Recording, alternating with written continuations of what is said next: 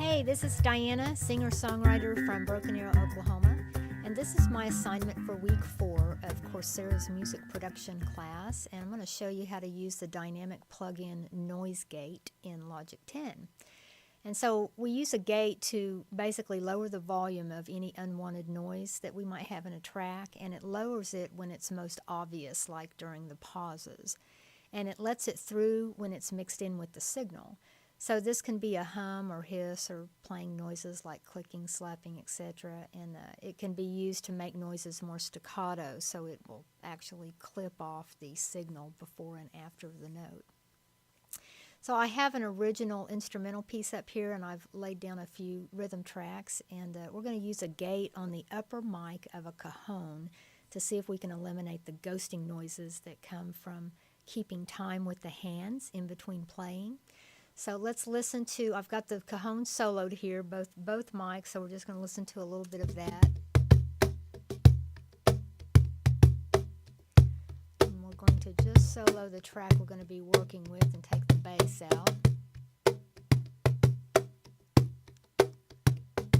So you hear the in-between noises that I'm talking about. So we're going to bring up a gate here, and we go to the inspector.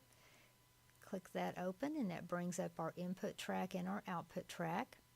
And we're going to come in here to the channel strip and insert a noise gate. And you can turn it on and off right here. And so we'll work with the threshold first to remove some of the unwanted ghosting. And the audio will only pass through if it's above this threshold. So we're going to raise the threshold bar until the unwanted noise is gone, and then we'll make sure that nothing else is gone that we want on this track. So let's take a listen. Get it back here to the beginning. Now effectively this is letting 100% of the signal through, and this is letting no signal through. So we're going to find some place in between. So we'll listen until we get rid of the ghosting.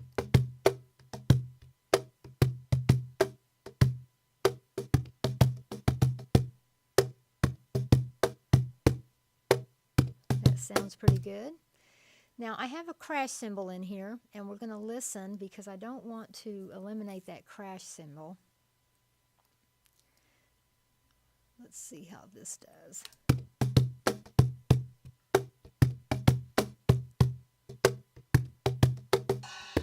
Okay, see, that's cutting that out. So what I like to do is set up a cycle.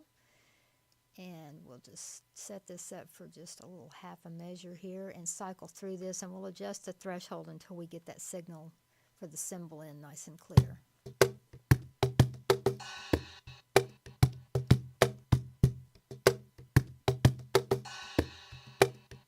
Still cutting out a little bit. Okay, that's good. Okay, so we'll turn that off. And the reduction, that's good on our threshold, so we're going to leave that there. The reduction slider is so you can adjust more signal in.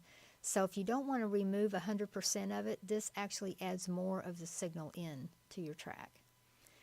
The attack is used to set the time for the gate to change from open to close. It's kind of like a fade in.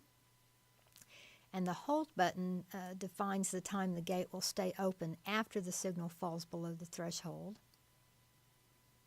And the release, sometimes called a decay, sets the amount of time for the gate to go from fully open to fully closed.